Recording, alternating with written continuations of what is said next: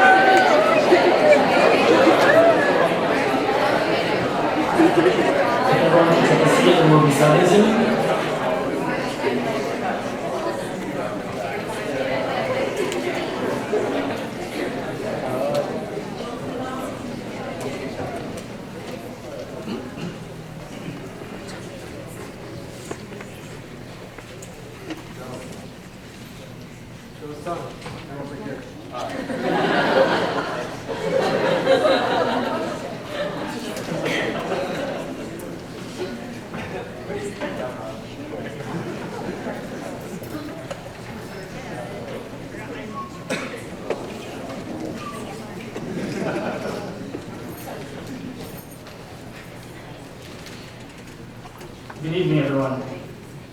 My name is Anthony, and I am a rising junior in the NHS. My name is Kimberly, and I'm a rising senior in the college. We would like to welcome everyone to the third annual Asian Heritage Ceremony. The ceremony serves to honor the APIA students, international Asian students, and allies to the Asian community of Georgetown. It aims to recognize the achievements of the graduates and celebrate the cultures and legacies that shape their paths here at the Hilltop. This ceremony would not be possible without the support of the Center for Multicultural Equity and Access, as well as the funding and support of the Office of the Provost. Please join me in welcoming Provost Robert Groves as he shares some words with us this evening.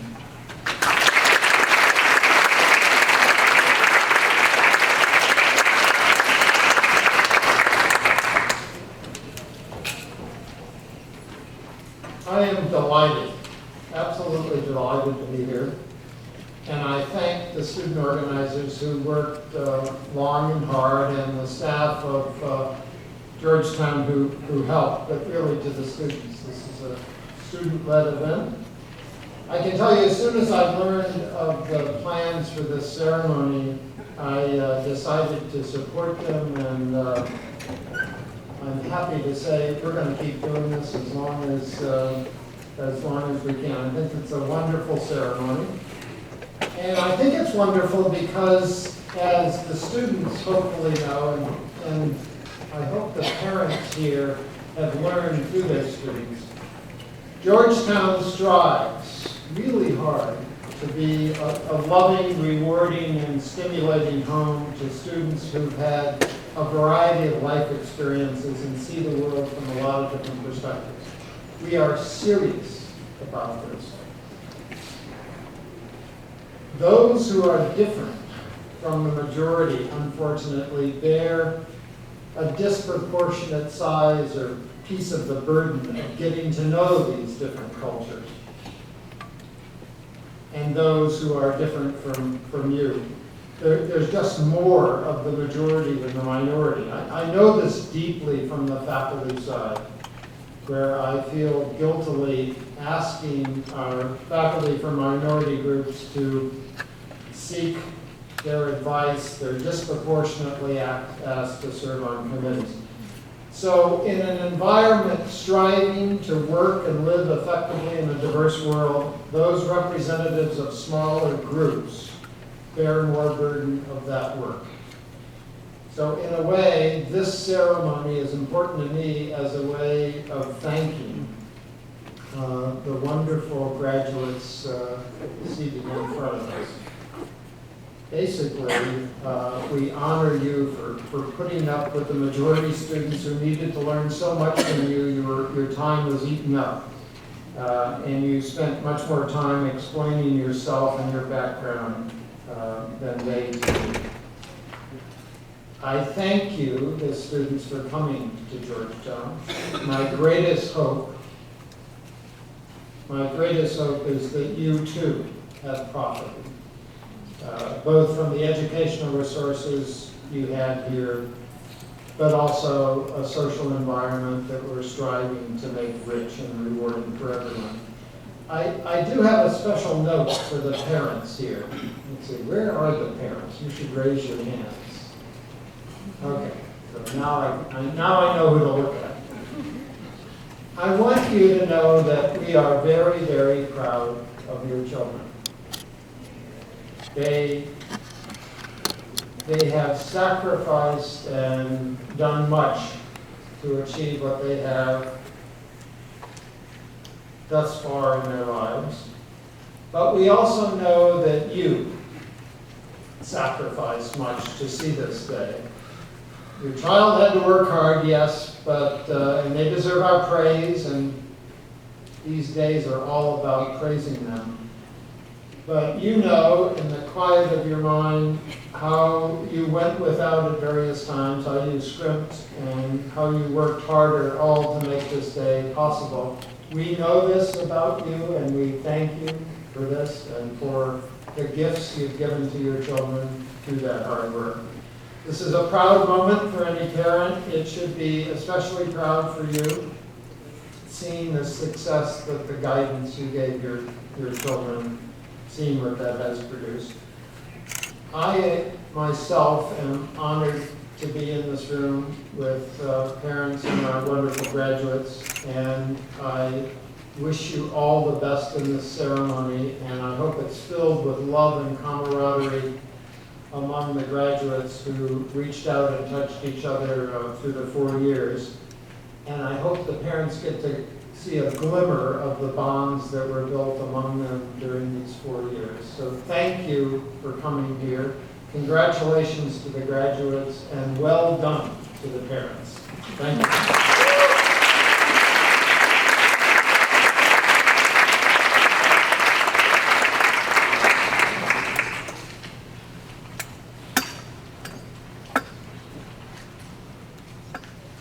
Thank you, Provost Groves. We appreciate your presence and support here tonight. The Asian Heritage Ceremony would like to present a brief student documentary made by Chris Dean and Kimberly Top. We will be sharing with you how our graduating class members have been impacted by the community in the past 4 years.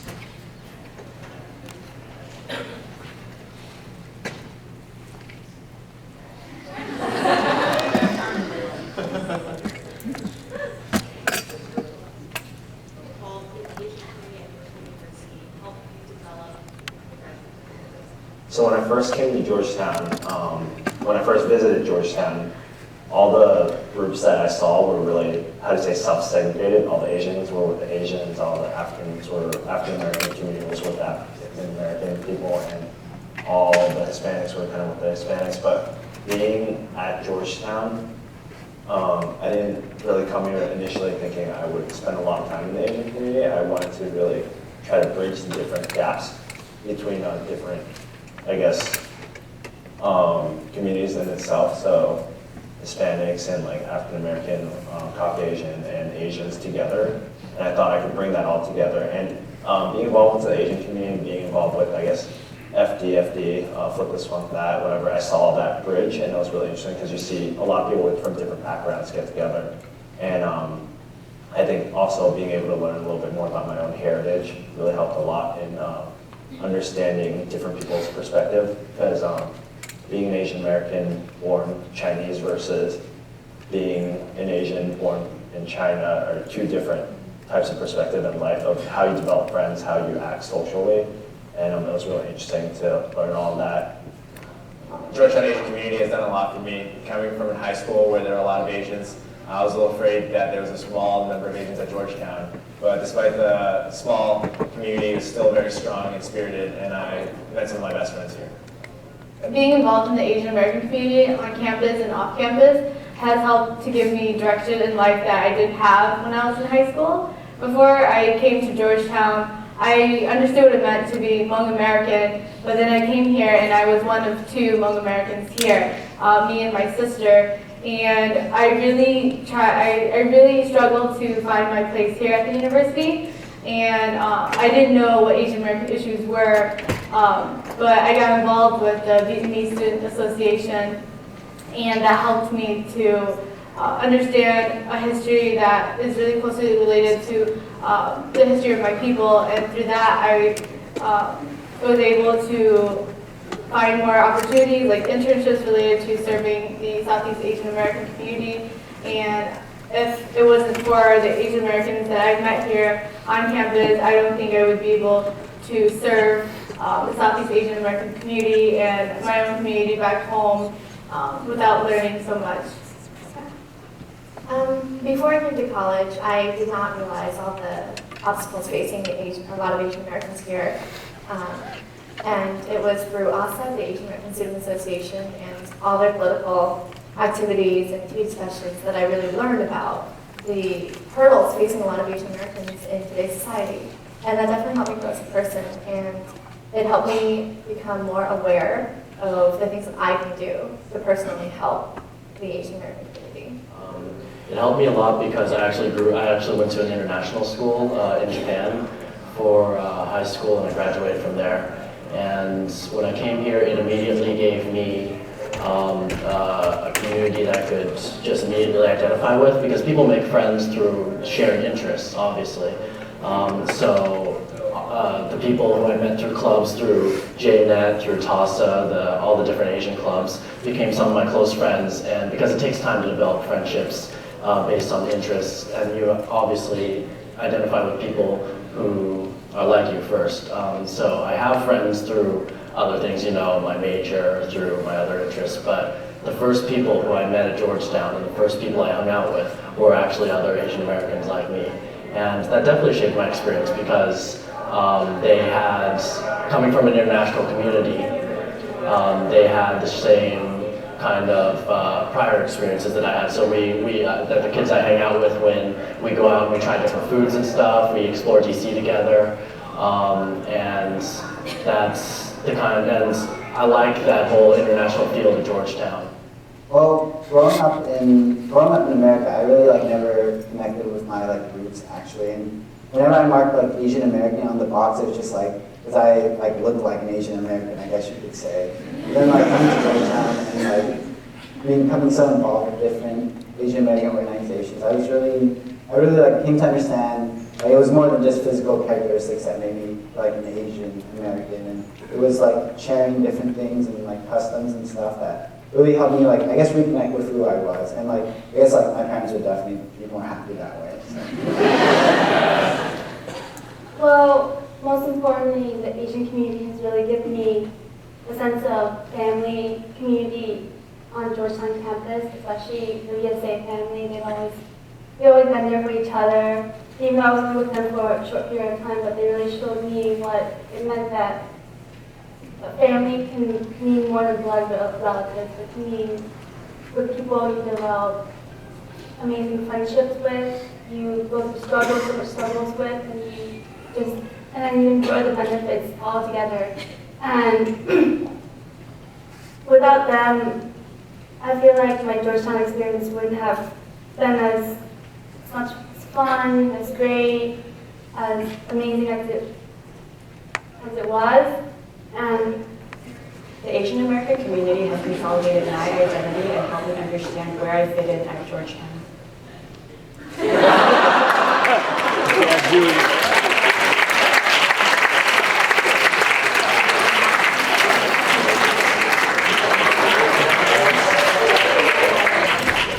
Thank you, Chris and Kim, for putting this video together. If we can give them a round of applause for their hard work.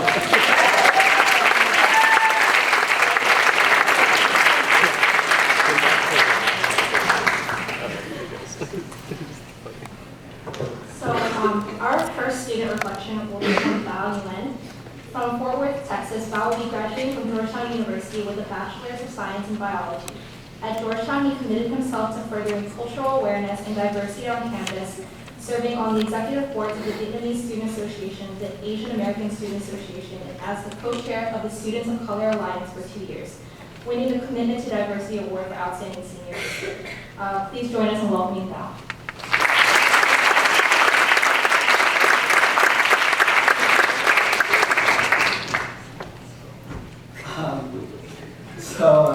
I was actually speaking with Anthony and Kimberly last night as they forwarded the 500 plus pages of programs you all hold before you. And they told me about how planning Asian graduation has consumed their lives for the past month.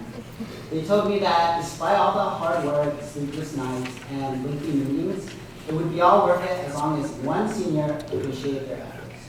So please join me in showing Anthony, Kimberly, and the rest of the Asian graduation community how much we all appreciate their hard work.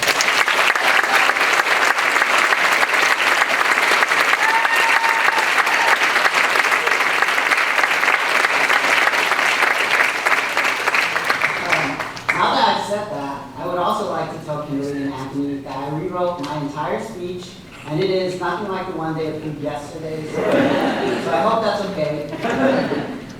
Anyway, so today as I was sitting in senior convocation and listening to the speeches, I got so nervous about my original speech that I decided to rewrite it all on my iPhone then and there.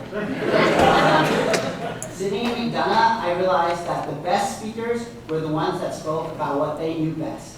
So so in this speech, I'll be talking about what I know best: Asian women and the Asian/student of color community here at Georgetown. Coming into Georgetown, I had the same plan as I did in high school.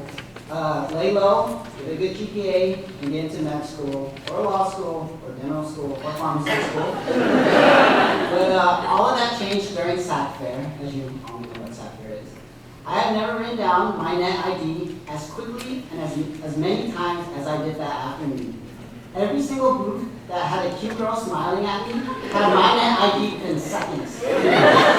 This is a true story, I'm not kidding. I actually decided to join VSA, aka the Vietnamese Student Association, thanks to Nguyen Bui, an attractive and friendly upperclassman. Had I known that she was in a committed relationship with a guy twice my size, I probably would have thought twice about joining. Thinking back though, I honestly feel ashamed at how little I actually contributed to VSA that year.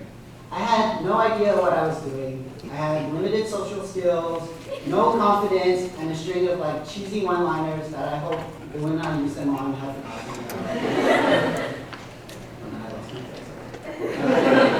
Okay. Despite all those inadequacies, Nguyen was patient and made me feel more at ease and welcome in the Asian community. Eventually, this led me to join ASA, the Asian American Student Association, and SOCA, the Student of Color Alliance. Luckily, there were also confident, strong, and friendly women such as Bessie Chan and Lisa Hay in those organizations that also made me feel more welcome. Their encouragement and mentorship made me more outgoing and eventually led me to become the co-chair of SOCA. For those of you who don't know what SOCA is, it's an organization that holds meetings with representatives from different cultural groups to promote cross-cultural collaboration, communication, and interaction. As a sophomore, I thought I was perfect for SOCA. I was always sharing my culture with my non-Asian friends by teaching them how to use chopsticks and introducing them to sriracha sauce. However, I soon realized that the people in SOCA were interested in more substantive things. Seeing everyone's pride and joy in speaking about his or her own heritage in SOCA made me more comfortable in speaking and sharing about my own Vietnamese heritage. That meant that I slowly began to talk more about my own culture, and when that was well received, I became more and more open and vocal about it. It was not only my own culture that I became interested in, but I began to grow more curious about the cultures of others and how their various intricacies shape their peoples today. My goal as SOCA co-chair was to create a space where students felt comfortable sharing, learning, and talking about their cultural experiences. I wanted people to be able to explore the similarities and differences here at Georgetown. I especially wanted to make sure that students that were in the same place I was at the beginning of my freshman year felt that there was a space they could share as much or as little of themselves as they wanted to. The Asian American community and student of color community here at Georgetown did a lot for the person I have become. They made me more outgoing, talkative, and help develop my fantastic sense of humor that you all have experienced today.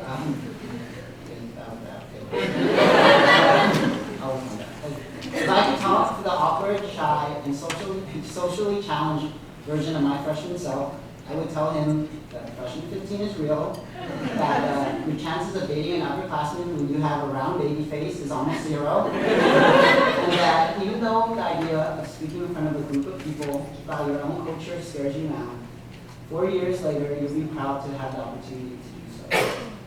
Embracing my culture and becoming a part of this Asian American community has made me the person I am today. I'm scared to imagine the person I would have become if I had decided to stay in my dorm room all 4 years of my college life simply trying to get a perfect GPA. In the end, I can only hope that we upperclassmen have encouraged underclassmen to take part in our fantastic community as the upperclassmen before us did for me. If I had to give one piece of advice to underclassmen, I would tell them to actively participate in their respective communities and the Georgetown community at large. The experiences you will gain will undoubtedly shape your life in ways you cannot imagine. Thank you, class of 2013, for being part of my community and shaping my life.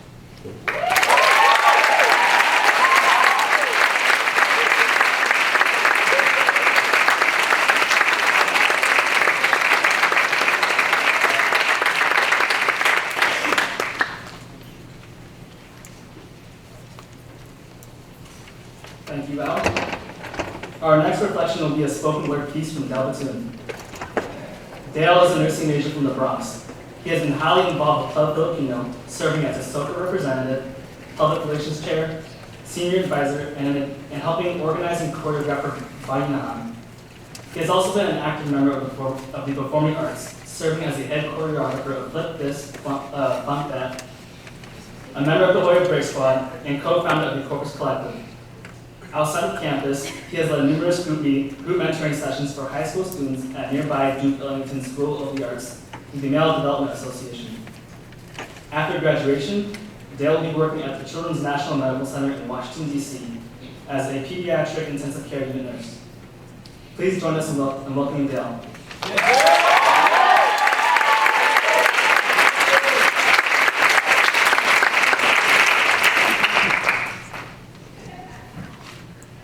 I'm sorry, I'm looking for my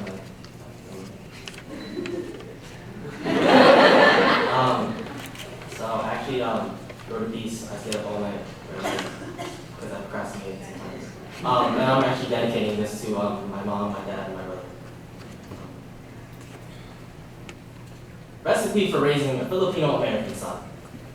Tip: find a kitchen that is sufficiently equipped. This may be difficult. You will leave the worn yet dependable stovetops of your ancestors and find yourself confronted with the microwaves of a new way, constructed for instant gratification and programmed for quick fixes to culinary disasters. Don't panic. While you may not have agreed with every recipe or loved every dish that your parents placed on the table, your taste buds will carry the warmth of the Filipino sunset wherever you go. Ingredients: a father with a stern jaw and a penchant for discipline who cracks a mean joke, most often a Filipino pun, doesn't flinch at the crack of a belt, but has the patience to wait 21 years for his son to realize that both come from the same place of love. A mother with fearless determination, fueled by her faith, who will teach her son that even though rosaries may not be for him, optimism will be there to guide him if he finds something to believe in. An older brother, a kuya, with an observant mind who's seen it all before. The slant-eyed, flat-nosed taunts, the split-second assumptions based on ethnicity, the naysayers that told him that thinking critically and living inquisitively wasn't the cool thing to do. He will steer the son away from life spoils that really just rot away at the core. Instructions: preheat the oven to 492 degrees. Each degree, a heated reminder of the moment Lapu-Lapu swung his blade into Magellan's neck, carving out a place for Filipinos in the history of Western civilization, affording descendants every opportunity and disadvantage that come with it. Add a pinch of Tagalog, a dash of Cebuano, a hint of Ilocano, flavor his palate with the spices and accents of his people, enough for the taste of his homeland to linger on the tip of his tongue so that he and anyone else who experience it will crave for more. Just like when your mouth is set ablaze by hot vinegar sauce, but you can't get enough of this season. based his character in a marinade of your example. A relentless work ethic marked by sleepless nights followed by early mornings will show him that though life may be unfair, nothing is ever handed to you. Between reverently giving manos to Lolo and Lola, getting scolded for talking back, and calling every adult at a house party Tito or Tita, he will know that family is defined by more than blood. It is solidified by the respect you show to those you care for. Let your lessons marinate. They will also give. The son will gain ego. Chop down his delusions on the bamboo cutting board of your wisdom until he can add to the mixing pot stews and sabaos of the world, placed inside the oven. Let his blood broil to a denugaan of passion, anger, laughter, sadness, and everything in between, and you will have a son who needs no garnish or extra dressing, whose serving size is serving others. He hopes to be ranked in taste among the likes of lumpia, chicken adobo, and pinagda. But more so, he hopes that you're proud of the dish you've created.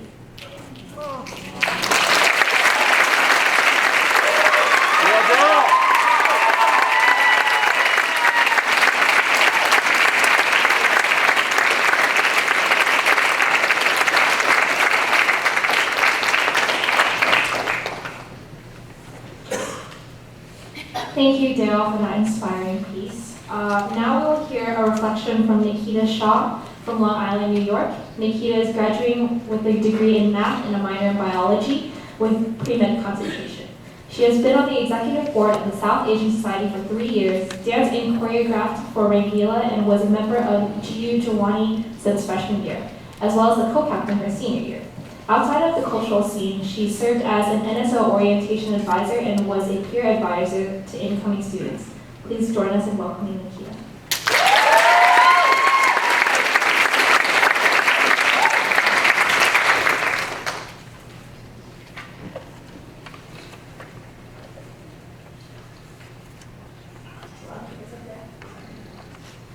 Okay. Congratulations to everyone here, friends, family, and graduates. We have a lot to be proud and thankful for. We're here to recognize a very special part of our individual and school identity. Being Asian American has given us a unique experience at Georgetown University, and will continue to be an important part of who we are. Before coming to Georgetown, I attended a predominantly white high school on Long Island. There was hardly any diversity in my entire school, let alone my class. Many of you may have had similar high school experiences. For me, that meant I often felt like I was living two separate lives. I would be torn between making decisions as an Indian and making decisions as an American. Being an Indian, I would want to do one thing, and being American, my friends would want to do something else. I was never able to grow as a whole person, recognizing and appreciating all parts of who I am. I knew I wanted something different when I went to college, somewhere I didn't have to live 2 hours. So I decided to come to Georgetown, a predominantly white college. Clearly I thought that out well. Georgetown took me by surprise. At first, it looks a lot like my high school, predominantly white, upper middle class. But the difference is the people. During my freshman year, I was looking for ways to become more involved in the South Asian community. I joined GU Jawani, the Bhangra team, and did Rangila. Finding other South Asians brought me back to the culture and values I had at home, and with my family. In my 4 years a part of both groups, I found where I belonged at Georgetown. I made connections with people that I hope to keep for years beyond graduation. But what I learned most was joining these groups is that my culture is no longer something I needed to keep to myself. At Georgetown, different communities, values, and cultures are embraced. Never before had I seen a South Asian cultural show where over 700 people dance, but only a small percentage of them are actually of South Asian descent. It was unbelievable for me to see so many people experience and love an important part of my own culture. JT3 has come out to us and has come out to GU Jawani and told us that he loves seeing us perform Midnight Madness at radio. For the first time, I felt like I knew what it felt like to be myself. I did not have to choose one culture over another. Georgetown gave me the opportunity to start fusing the two identities that make up who I am. There's no part of me that's hidden anymore.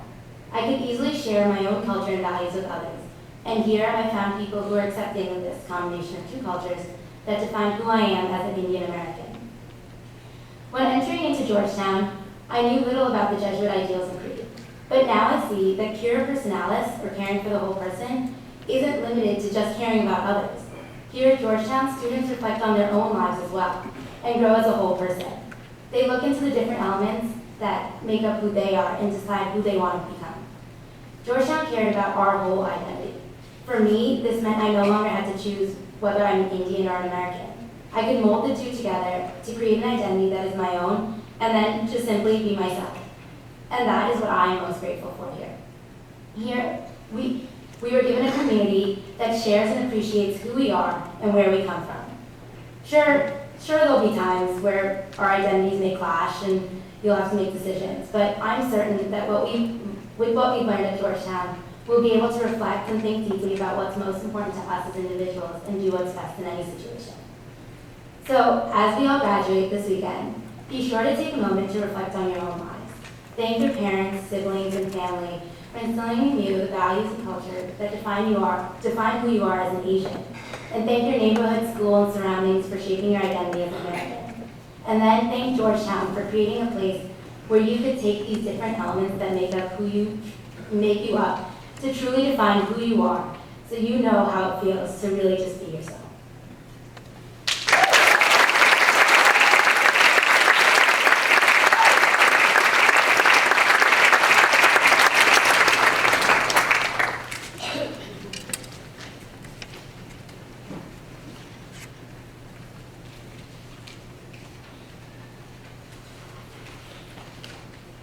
Thank you, Nikita. Now we would like to introduce our keynote speaker for the evening.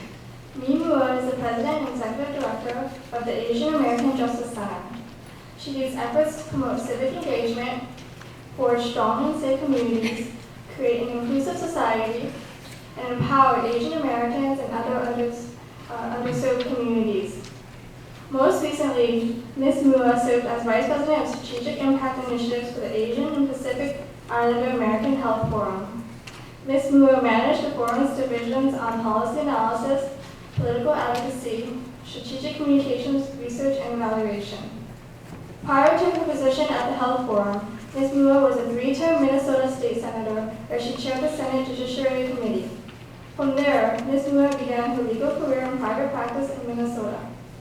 Born in Laos, she immigrated to the U.S. in 1978. She attended Brown University as an undergraduate, earned a master's degree in public affairs from the University of Texas, Austin, and a law degree from the University of Minnesota. Please welcome our special guest, Mee Mua.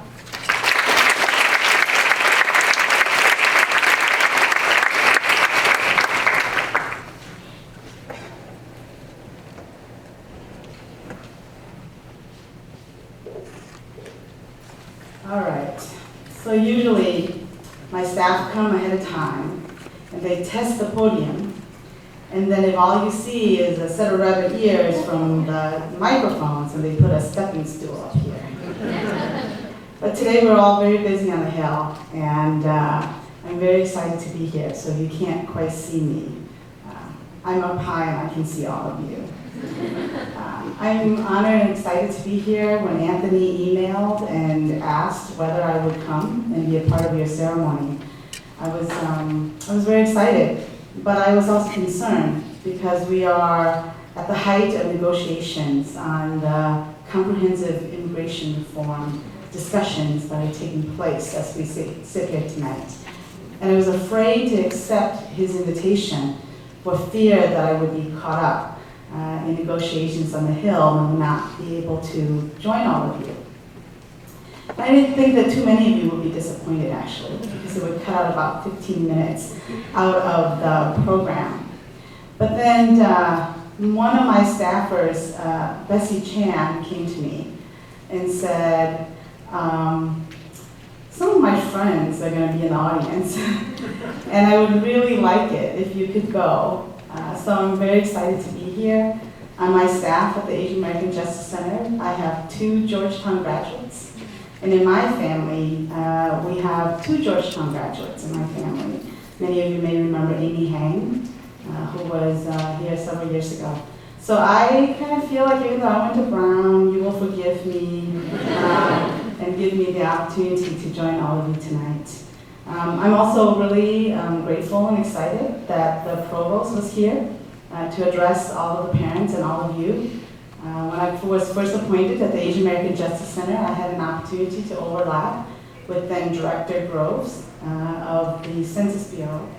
And I think it was interesting as I was listening to him speak that of course he would be excited about the fastest growing racial group in the United States having a role here at Georgetown. And of course he would target you all as a priority because he disaggregated all the data. And he knows how critical this population is to the United States of America. And so for those of you who are not yet graduated, that's a very soft spot for the Asian American students on this campus. He's a wonderful man, and I'm very excited that he's here, and I think that the Asian American community will find a great friend in Provost Groves. I also want to thank the organizing committee for your thoughtfulness in reaching out to me. I'm so honored and humbled to be here with all of you, among the faculty, the parents, and especially the graduates. You know, as I look out on this audience, I see such wonderfully talented men and women who have so many opportunities awaiting them. This ceremony is a true testament to how far our Asian Pacific American community has come. And it is so fitting that you are choosing to host your Asian Heritage Ceremony in May. This event celebrates not only our graduates, but it celebrates Asian Pacific American Heritage Month by representing the many achievements and struggles that you and your parents, grandparents, and great-grandparents have experienced. You know, May was chosen to commemorate the contributions of our community to this country, and in particular the completion of the Transcontinental Railroad in May of 1869, which was made possible in large part by the first wave of Chinese labor immigrants. However, we also cannot deny the hardships that our community has faced, such as the discrimination that was embedded in the Chinese exclusion laws, the internment of Japanese Americans during World War II, and the hate crimes that unjustly take the lives of those in our community, like Vincent Chin. This May, we must remember, we must celebrate not only the successes you've achieved, but we must remember the courage and dignity our community has displayed to overcome these many challenges. However, to be relevant and present isn't enough. To be heard means to be engaged. Each and every one of you has a unique story that enriches the diversity of our nation. We must use our experiences to push through the barriers, to break the ceiling, whether made of glass or bamboo, and effect change. You get plenty of advice from your family, professors, family friends, and even some strangers, I'm sure, but about what to do with the next phase of your life, what tools you need to succeed, and what the real world is all about.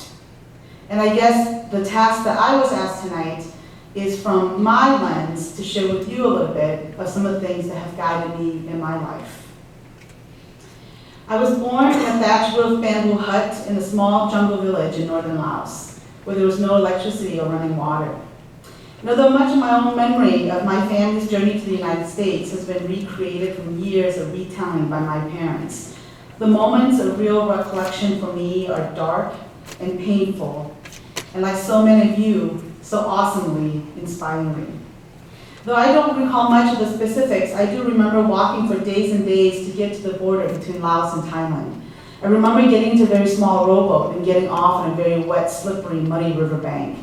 I remember my mom was pregnant and gave birth to my sister in the makeshift refugee camp inside an army tent, lying on a single-family army cot while my brother and I slept on a dirt floor. I flash back to those long, hot nights sitting up in an army tent late at night and watching the restless bodies around me twist and turn on the dirt floor, some trying to find relief from the sticky humidity, others trying to find refuge from the nightmares that must be even more haunting in their sleep. I can vividly relive the image of my mother wrapping my sister in a single surgical scrub shirt that my father had brought back from the refugee health center where he was working as a nursing assistant, the small red cross across her little back. When I had my own children, each received 2 baby showers, and months before they were born, my children already had shoes and books and toys and clothes and blankets, even their own beds. I remember standing in line for every meal, and I recall that the food didn't taste like anything I've ever seen or eaten before, but I ate it anyways because I didn't know what the next meal was going to look like. I remember how good it was to eat a bowl of white rice in water while licking a single cube of sugar. At the age of 9, I came to the United States with my family. Growing up as a Hmong American was difficult, but I have known worse. Compared to so many other children in the refugee camp, I had survived and was given the chance to achieve so much more.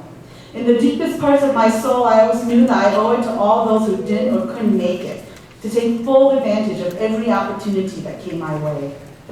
Most importantly, like many of you, I have struggled to make sure that my parents know in their lifetime that their quest to bring us to safety was not in vain. In the late 1970s, when our family came to the United States, we moved to a very small city where we became some of the first Asian faces to ever live in that community. And with the Vietnam War as the only reference point, many of our white neighbors saw us as surrogates for the big, bad Viet Congs in Southeast Asia. And we would often get called chink or gook, and were often blessed with showers of spit or trash as we walked to school. There were many, many summer days when I would spend my time helping my dad clean away the ugly words that had been often left on our garage doors or written on our driveway, sometimes accompanied by urine and other matters. I recall one event in particular, the memory of which still angers me today. It was a beautiful summer day, and my mother and I were sitting by our big bay window. She was trying to teach me how to do traditional Hmong embroidery. When out of the corner of my eye, I saw 3 boys riding by on their bicycles.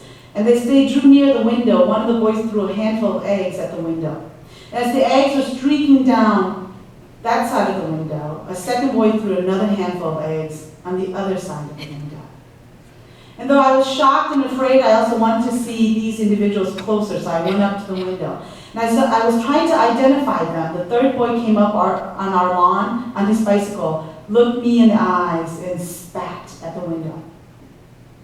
And as the 3 of them rode away, and the eggs were streaking down the sides of the window, and the water spit was running down the center, I became so angry and enraged. I went to our closet and took out my 3 aluminum T-ball bats. I put the bats by the door, and I asked my parents what they were going to do about the situation, for I was prepared to take action. While my father told me to just ignore them, my mother simply said, "These people don't know who we are, where we came from, or even what kind of people we are. All they see is our skin color and the fact that we are different from them." She said, in life, and in the reality of living the rest of our lives in America, no matter how American we become, we will never be able to change the shape of our eyes, the texture of our hair, and the color of our skin. Someone somewhere will never like you because of the way you look. Then she added, "This is why you must study hard, you must finish high school and go to college and come back and be their boss."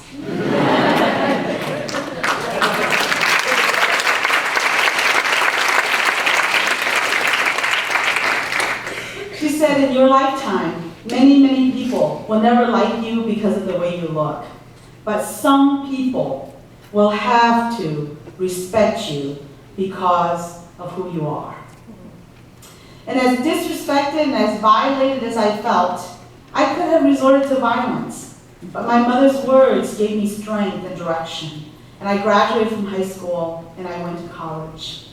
And like so many of you in this room today, in college, I discovered for the first time words and vocabularies that spoke to my negative experiences. Words that articulated and gave voice to that heavy, silent weight in the pit of my stomach. I have tasted and tested the principles of diversity, racism, and pluralism. And my newfound understanding of these principles liberated me, gave me a political voice, and came to shape the Asian American activist that I am today. After I graduated from college, I went to law school in Minnesota, and eventually I took the plunge to run and win a seat in the Minnesota State Senate. 4 days after I got sworn into office on a frigid Minnesota day in February, I arrived at my office at the Capitol only to find a young Asian woman waiting for me. She informed me that she had been kicked out of her house by her husband, who had stripped her naked of her clothing and personal belongings. Her generous neighbors rescued her, clothed her, and drove her to the Capitol to see me. Well, because surely I would understand. I was an Asian state senator, and she was a mail-order bride from Vietnam. I did as much as any other lawmaker would do to help her, but I know she felt like my help was extra special because we were both Asian American. And that is, or was, when I realized that being Asian cut both ways. We as leaders in our community must understand the additional responsibility we all have. Again, it isn't enough to just be there. We must act, and our actions will garner the respect for who we are, Asian American activists. Think about that for a second. Asian American activists. All three words hold different meanings and different responsibilities. I, like many of you, have lived my life straddling two worlds, two cultures. Am I more Asian or more American, as our speaker has already identified? What does it mean to be both? Will I be pigeonholed as one or the other, the so-called perpetual foreigner? However, every day I'm reminded that the two are interchangeable. Asian issues are American issues. My experiences highlight the dichotomy that Asian Americans have to live with. We've been lumped together simply because our heritage traces back to the same continent. And it matters that we understand and embrace our Asian heritage. Our unity has allowed the Asian Pacific American community to flourish in its own power group on issues ranging from education, immigration, healthcare, and the economy. These issues affect us all. And yes, while we may be the only ones that know how very culturally diverse, linguistically unique, and religiously different we are from one another, the education process never ends. The activist in us all never goes away. After 10 years in the public sector, I retired and took my experience to the nonprofit world, where I now serve as a president and executive director of the Asian American Justice Center. Being an Asian American elected official taught me that not only does being at the table matters, but speaking up at the table is even more important to whatever cause I'm working on. There will always be smart people who can identify and analyze the problems. But it takes a depth and breadth of diverse experiences to craft solutions that are pragmatic and inclusive. For example, AAJC is working with Congress and the administration on a common sense immigration solution. Our community, 60% of whom were born outside of the United States, cares deeply about immigration, and more specifically, family immigration. As a civil rights organization, AAJC demands a just immigration system that understands and values a diverse society. Many of us in this room are first generation, second generation, and possibly third generation immigrants. We came to the United States seeking opportunities that were not given to our parents and ancestors. So we, as a community, must speak up and demand solutions to keep families together, that provide equal opportunities for all countries, including Asian nations, and allow the more than 11 million immigrants, approximately 1.2 million being Asian Americans, living in the shadows, to become active and visible participants of our society. If we won't, no one will. So as each of you leave today with a million thoughts circling your minds and a million fears running through your body and a million hopes on your shoulders, I urge you to take a moment and reflect on what you've accomplished. I urge you to think about those that came before you and what they have achieved and what you have achieved, and then pave your path to not only to be relevant and present, but to be heard and active. Let me leave you with what my grandmother told me on the night that I was elected. I was so profoundly moved that somehow a refugee child from the mountains of Laos would actually get elected to a public office without the loss of a single life or the drop of a single drop of blood. And in that moment, I was so moved that I couldn't speak. And I was crying. And while the men and women who were part of my team would come and say to me, you have to stop crying. You're now a leader. You can't cry in public. My grandmother came to me and said, you can cry all you want. Take your time. But when you finish crying, you walk up to that microphone and you speak. And you speak loudly and you speak clearly. She said, when you're standing up there and as you open your mouth to speak, if you feel that great ball of tears come to your throat, know that that ball of tears represents the thousands of souls that have never been given an opportunity to speak. From this moment forward, when you speak, you don't speak for yourself, but you are giving voice to the hundreds and thousands who have never had the opportunity to be heard. Congratulations to each and every one of you.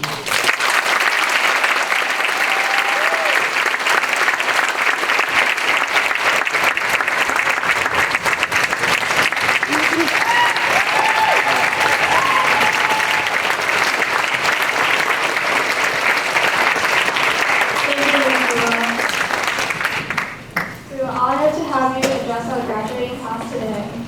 We would just like to present you with a small gift from Georgetown University and the Asian Graduation Committee.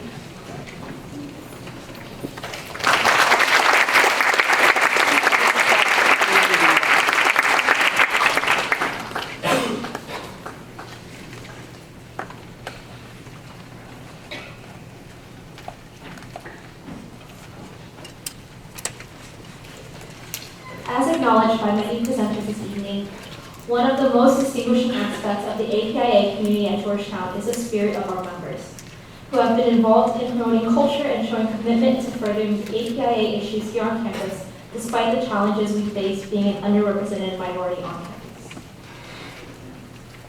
From Asia Fest to Lunar New Year Fest events to political awareness events and tea discussions, the Asian American community of Georgetown has proven itself to be a powerful and dedicated voice, as evident by all the student leaders we have present here today. Please rise and remain standing if you have ever served on the executive board of the Asian American Student Association.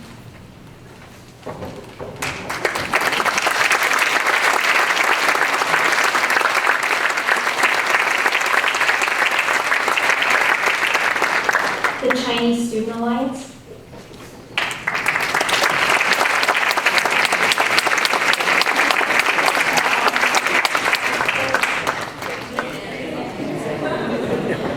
Club Filipino.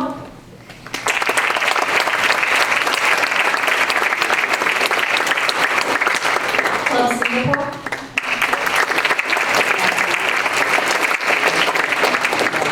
The Korean Student Association.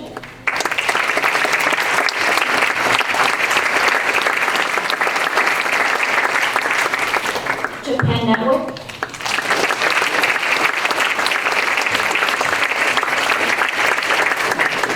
South Asian Society.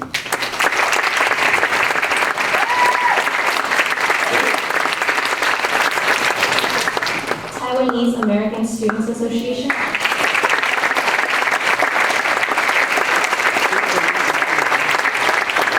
And the Vietnamese Student Association.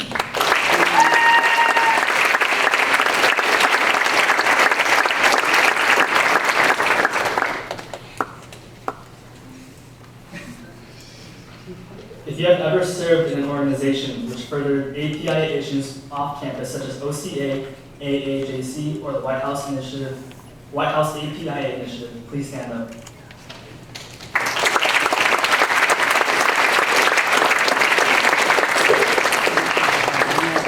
Please take a moment to recognize the leaders in our graduating class. You have been an inspiration to your peers, underclassmen, and all who have been impacted by your efforts. We hope you continue to instill the spirit of commitment to the community beyond these front gates. You may be seated.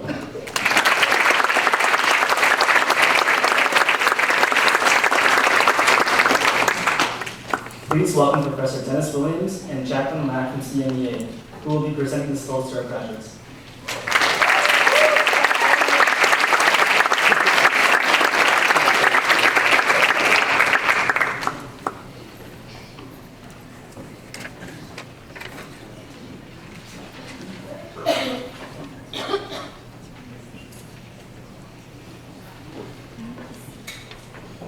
All right.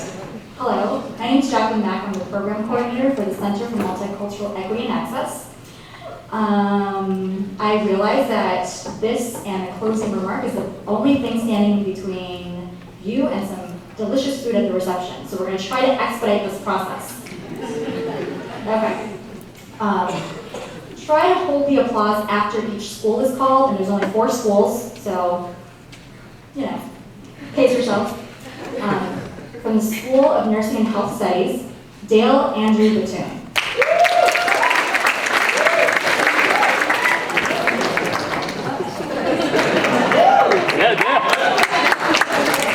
Jesse Yang.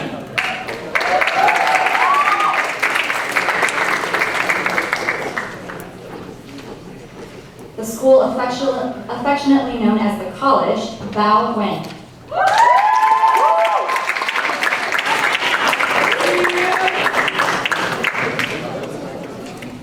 Nikita Shah.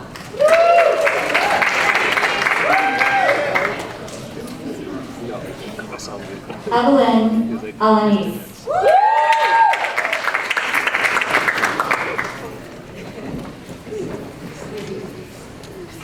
Abhilasha Banerjee.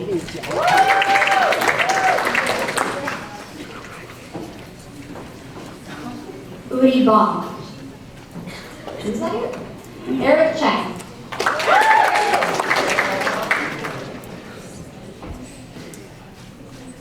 Irene Chang.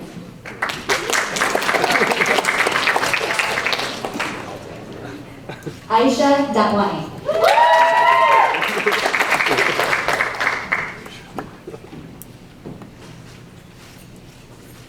Monica Devlin.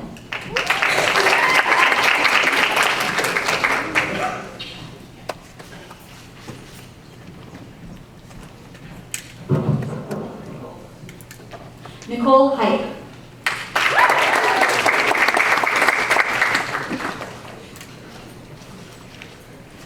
Glenn Noguchi.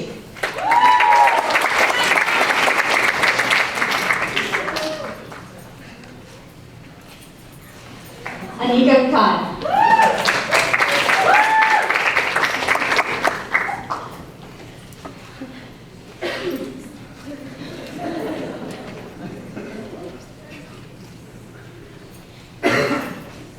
Salaha Khan.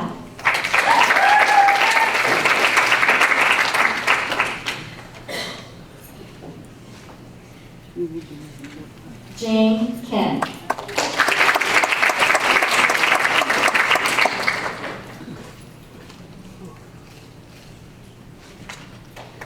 Jean Kim.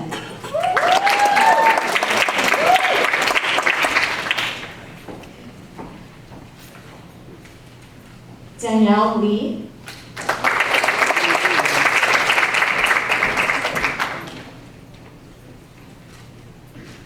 Sweden Lee.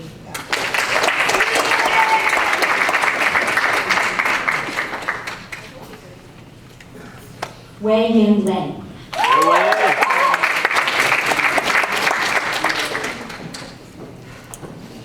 Amanda Lowe.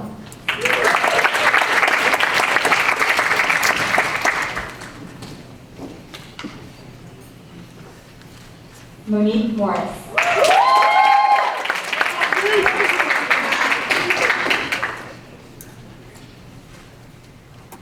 Sasha Panarin.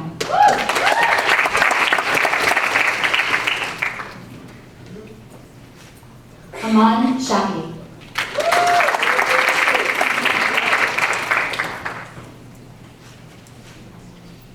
Kelly Shin.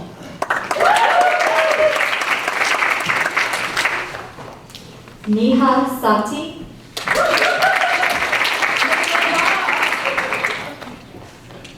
Joseph Sun.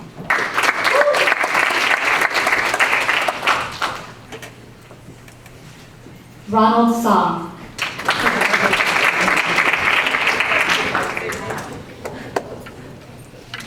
Nisha Tambe. Susan Tan.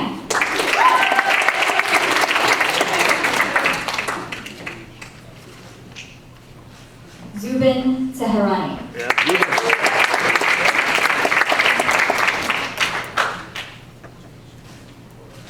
Kim Tran.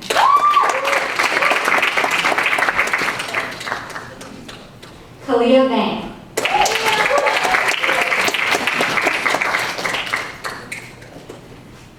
Reka Burgess.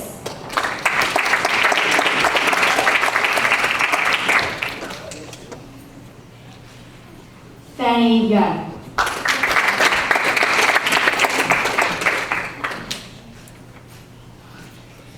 Danish Zaidi.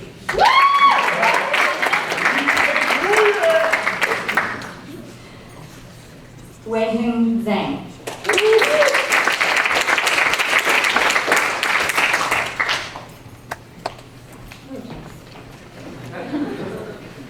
Hobing Zhou. There's an order that I did, and if someone's not here, I don't know that. My apologies. Carlos Chung.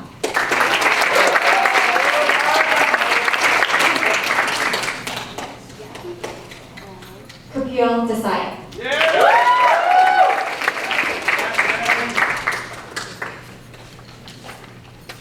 Hyun Don.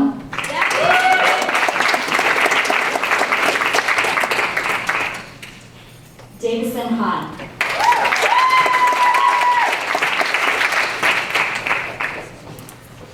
Christina Hu.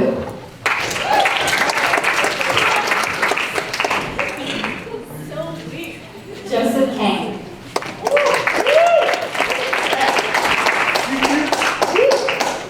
Stephanie Kuo.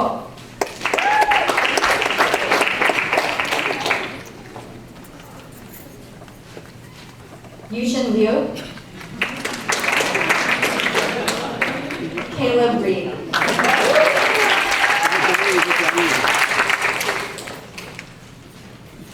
Kuning Ye.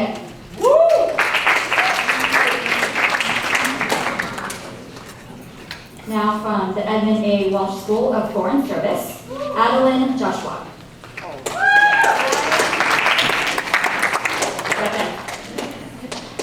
Matthew Aoyama.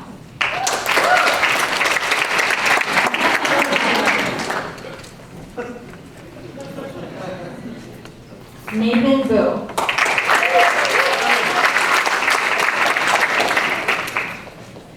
Albert Chiang.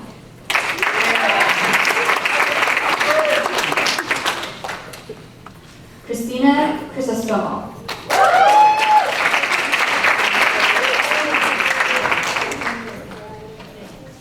Alexandra D'Agostino.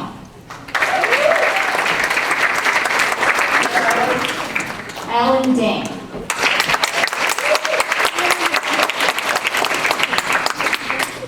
Sharon Rual.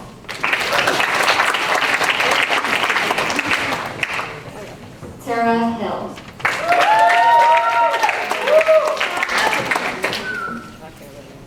Alma Huerta.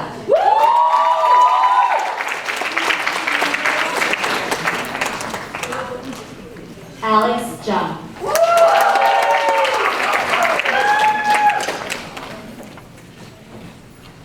Anne Jung.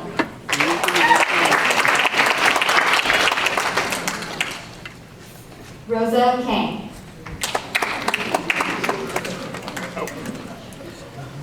Juhi Ken.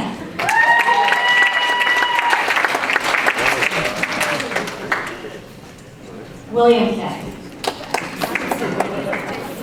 Ishida Coley.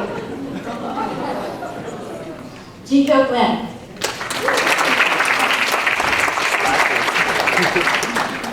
Mary Lynn.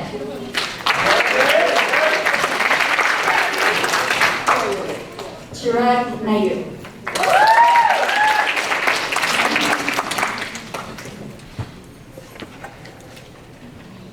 Ariel Park.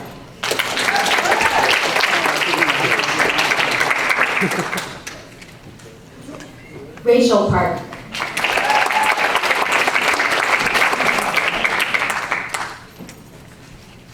Sharon Shinji Park.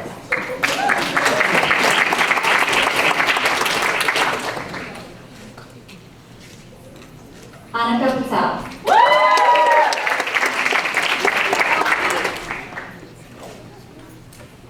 Hao Shen.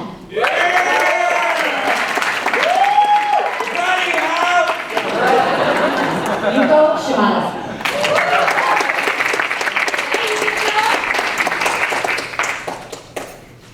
Jasmine Wee.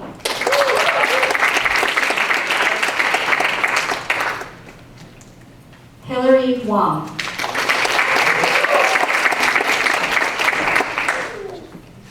Jade Yu.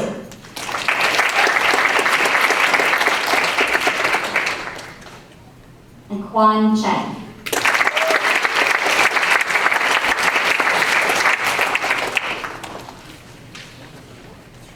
And that is the class of 2013.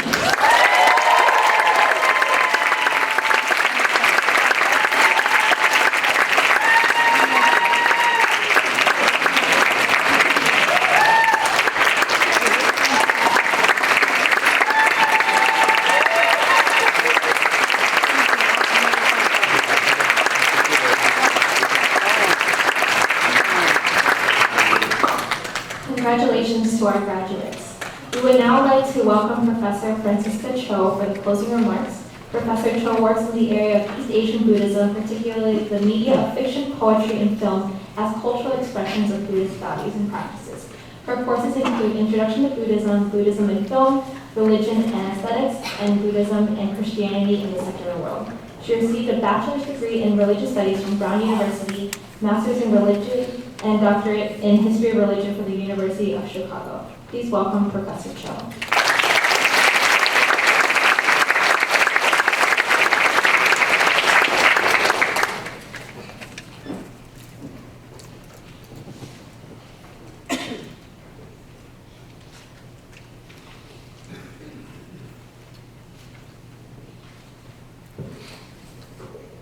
Well, as you just heard, I too went to Brown as an undergraduate, but I've been here at Georgetown for the past 20 years, and as you've also heard, I've been teaching Buddhism, among other topics, for the past 20 years here at Georgetown. So I know very well by now that one of the most difficult concepts that students struggle with in my course is the Buddhist idea of detachment, which can be condensed into the teaching that since all things are impermanent in life, one should not expect that achieving one's goals and ambitions, such as, for example, love, financial success, status and recognition, even service to others and the greater good, are guarantees of everlasting contentment and satisfaction.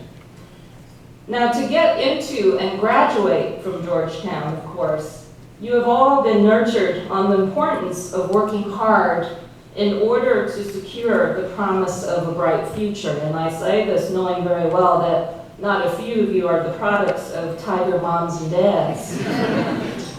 So I understand that it's difficult for students to fathom why one should do anything at all if it is not to work towards these objectives.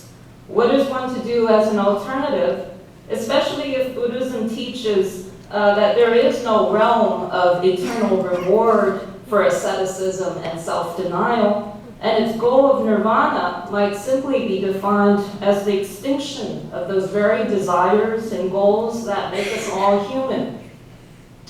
Since I have this last 2-minute shot at you graduating seniors who are probably contemplating in very large terms the rest of your life, perhaps the most succinct offering I can make is to give you a koan, which, if you don't know, might be defined as a Buddhist riddle that is often the object of formal meditation in a Zen monastery.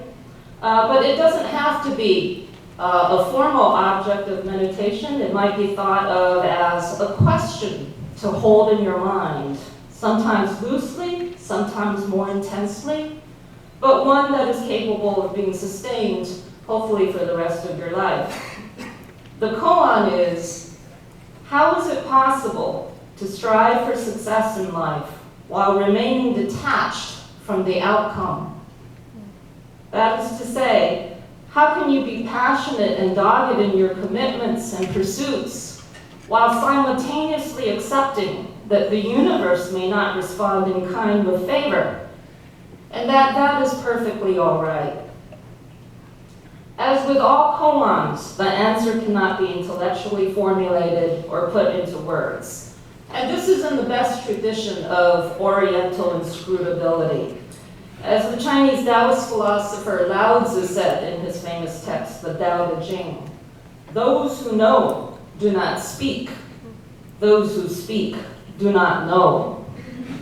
Instead, the answer must be put into action because it is something to do and to be. But I am a teacher, so perhaps I can offer one parting discursive observation, again from the Buddhist tradition, which notes that the past is irretrievably gone, and so to dwell there is to live among ghosts. The future is always yet to be, and so what we imagine of it is insubstantial, like a mirage. That only leaves the present, which is nothing but a chain of successive moments in constant flight. So it's very important to pay close attention to what it feels like to be there, because it is the only time you can truly exercise a choice about who and what to be. But for that reason, the present is not just the only thing we have, it's really the only thing you need. My best wishes to each and every one of you graduates of the class of 2013.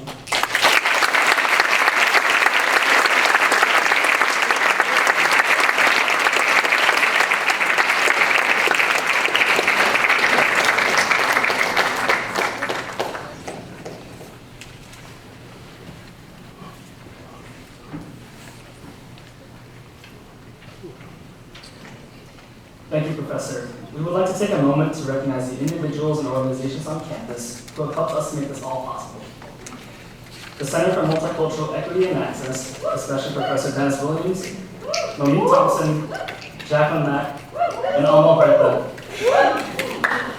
The Office of the Provost, the Office of Student Affairs, the Center for Student Programs, the Center for Social Justice, the Office of Admissions, the LGBTQ Resource Center, the Senior Class Committee, and the Cure Personalis Initiative.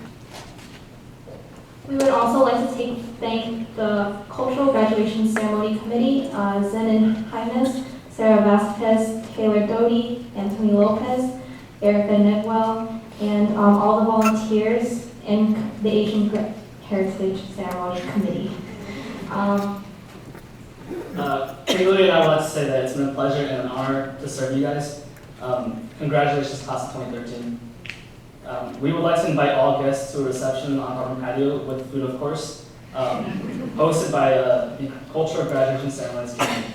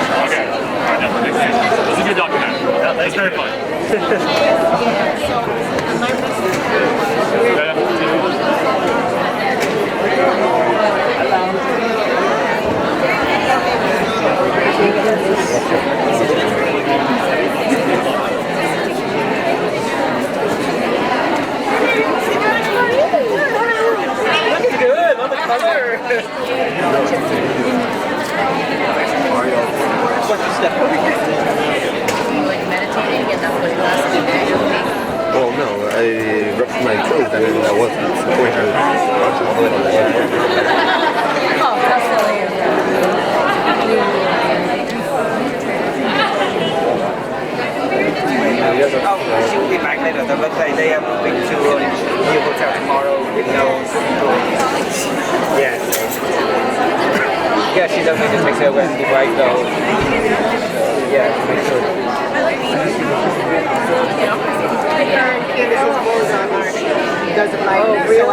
far away. Oh, really? It's high school. It's two more.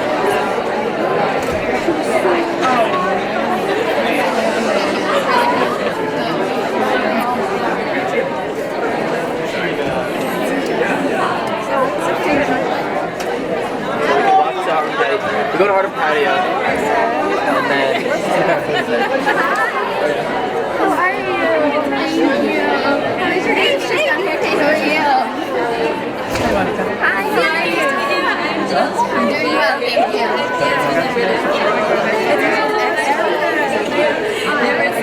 hey Dale, why you gotta make a man cry like that? Yeah, there's definitely a couple guys behind you who are like. I was a little like. Especially there's some guys behind you.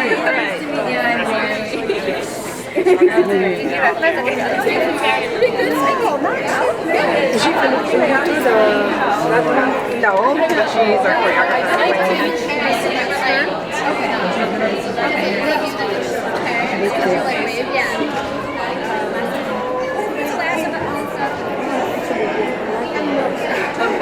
Would you mind?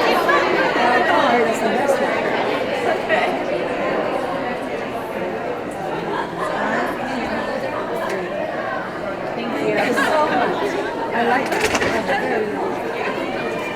Thank you very much. I appreciate it.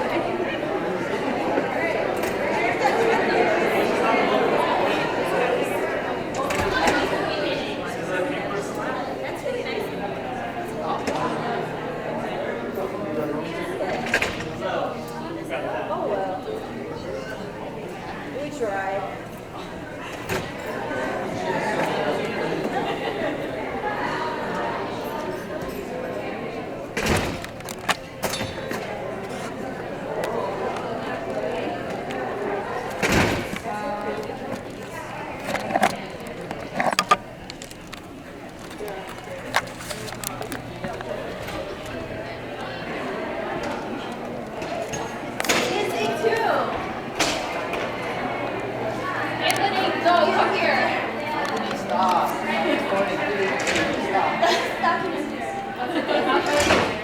Yo, what's up, Chris? Thanks so much for the video. It was freaking awesome. Stop. What are you doing? Give me a few words. Stop. Go away. Give me a few words. Asian people should work on their public speaking. They were horrible for the most part. Dude, that was horrible, dude. I didn't have time to practice. Do y'all need help with anything? Nah, yeah, dude, thank you so much for your video. No problem. Like, people loved it. Hang on. Alright, I'm gonna go. Dude. Live in the present, because the future is like a mirage, and the past is like living among ghosts. We'll see you at the reception. Okay, let's go Okay, I'm now gonna- because Can I stop this thing? I forgot. show them going on. There it is.